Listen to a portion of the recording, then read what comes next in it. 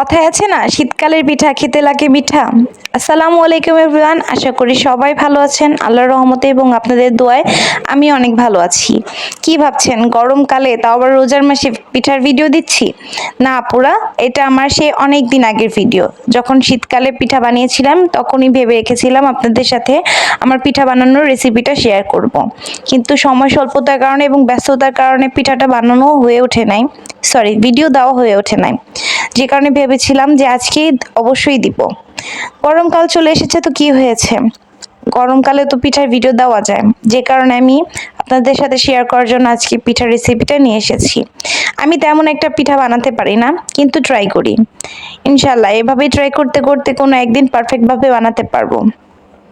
যাই হোক, আপনারা তো কম বেশি সবাই পারেন। দেখেন তো আজকে আমার পিঠা বানানোটা কেমন হয়, অবশ্যই কমেন্ট করে জানাবেন এবং লাইক কমেন্ট করে শেয়ার করে দিবেন।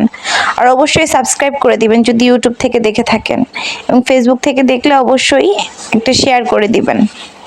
যাই হোক, আমি পিঠার জন্য চাল গুঁড়ি করে নিয়েছিলাম এবং সেটা পানি দিয়ে সুন্দর মতো, পানি এবং লবণ দিয়ে একটু প্রসেসিং করে নিয়েছিলাম। তারপর খেজুরের গুড় কুড়িয়ে নিয়েছিলাম একটু নরম করে, এবং সাথে নারিকেল কুড়িয়ে নিয়েছিলাম। এগুলোই তো মেন ইনগ্রিডিয়েন্টস, এগুলো ছাড়া কিন্তু ভাপা পিঠে একদমই জমে না। আর খেজুরের গুড় সেটা যদি হয় পিওর, তাহলে তো আর কোনো কথাই নাই। মূলত ভাপা পিঠার ঘ্রাণ, স্বাদ সবকিছু ডিপেন্ড করে গুড়ের উপর, যে কারণে আমি একটা পিওর গুড় নেওয়ারই চেষ্টা করেছিলাম। এই তো, এরপর একটা স্টিলের বাটিতে সুন্দর মতো সবগুলো এক এক লেয়ার করে সাজিয়ে নিচ্ছিলাম। প্রথমে চালের গুঁড়া, তারপরে গুড়, তারপর নারিকেল, আবার চালের গুঁড়া, এভাবেই দিয়েছিলাম। এভাবে সুন্দর মতো সাজিয়ে নিয়েছিলাম। এরপরে আমি একটা পাত্রতে শুরুতেই কিছু পানি পাতিলে দিয়ে সুন্দর মতো ঢেকে ভাপে দিয়ে রেখেছিলাম। এরপর একটা সুতি কাপড় দিয়ে সুন্দর মতো এটা ঢেকে সেই ভাপানো পানির উপর ভাপে দিয়ে দিব পিঠাগুলো।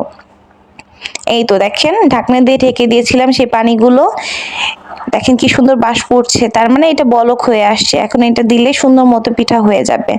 যাই হোক, বিসমিল্লাহ বলে আমি সুন্দর মতো পিঠাটা বসিয়ে দিলাম পাত্রের উপর। এবার আস্তে আস্তে আলতো হাতে বাটিটা উঠিয়ে নেব। দেখেন কি সুন্দর লাগছে দেখতে। এখন আমি আবার সুন্দর মতো কাপড়টা দিয়ে ঢেকে দিব। ঢেকে দিলে 5 থেকে 6 মিনিট ঢাকনা দিয়ে রেখে দিলেই, ওয়েট করলেই সুন্দর মতো পিঠা হয়ে যাবে। আমি কিন্তু বাড়িয়ে দিয়েছিলাম চুলার তাপটা, যেন ভাপটা সুন্দর মতো পিঠার গায়ে লাগে। এই তো দেখেন আমার পিঠা রেডি হয়ে গিয়েছে। অবশ্যই কিন্তু জানাবেন কেমন হয়েছে। এতক্ষণ ভিডিওটা মনোযোগ সহকারে দেখার জন্য সবাইকে ধন্যবাদ। সবাই ভালো থাকবেন, সুস্থ থাকবেন। আসসালামু আলাইকুম।